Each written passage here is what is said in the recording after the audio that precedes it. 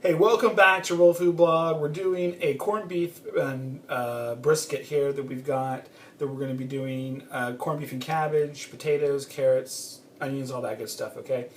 And so the key is to get your pre-seasoned, pre-brined, okay? I got ours from the butcher, done that way.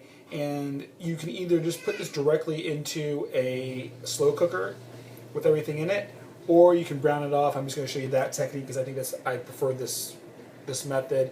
And then you can have corned beef and cabbage dinner with it, and then we're going to have leftover Ruben sandwiches with this. It's probably the main reason why I'm making this. So basically, you have a pan over high heat. We're going to have some olive oil or some canola oil on the bottom of it. Okay, I'm using a roasting pan because I'm going to do ours in the oven, low and slow. Okay, but I like to do this first step, which is actually browning off the meat. And you want to remove as much of the seasoning as you can, just because it's got plenty of seasoning, okay? And because it's permeated it, because it's been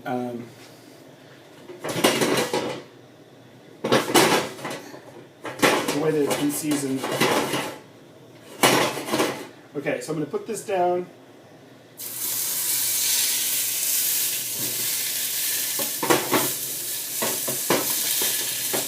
In it, I'm going to brown that.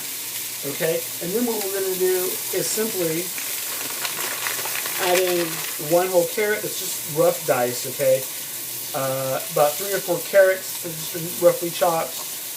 A head of cabbage, right? That's just been quartered, okay, and then about 6 or 7 red potatoes that have been quartered as well, okay.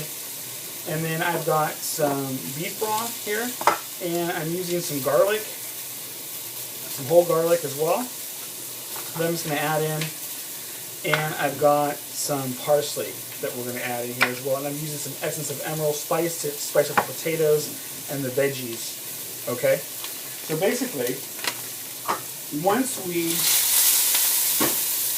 get it seared, we're just worried about getting it seared on one side, but we're going to dump everything into the pool. So that's when we're going to start dumping in these, the garlic, the onion. Okay? I like to use like a big pan like this so that I have enough room for everything. Typically they don't add onions and carrots. We just keep it simple, but I decided I wanted to have a little more flavor. Okay? I'm treating it more like a roast, like a beef roast, if you will. Okay? We got that going for us. We're going to add in our potatoes as well. Okay? It smells fantastic already.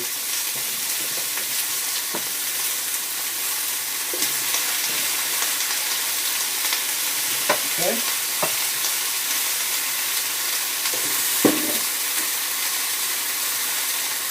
So now I'm going to add in some parsley, some chopped parsley.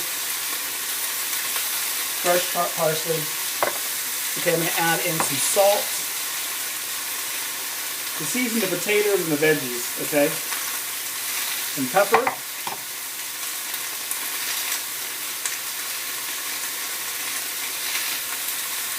All right, and some essence of emerald spice.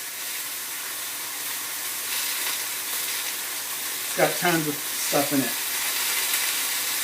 Okay. So now what we're going to do is we're going to check this out. Check that baby out.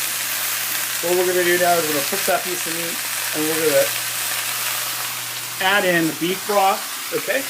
Not making sure not to cover it completely. We want to simmer this, okay, in the oven. Have the oven set for 250. This is going to go as long as it takes to break down that meat. I'm going to tint it with some tin foil, okay? And then cook it as long as we need to, just because I like to do it this way. You can also do it in a crock pot. You don't even have to do this step. And share your recipes and ideas with us on Real Food Blog. We'll see you next time, right here on Real Food Blog.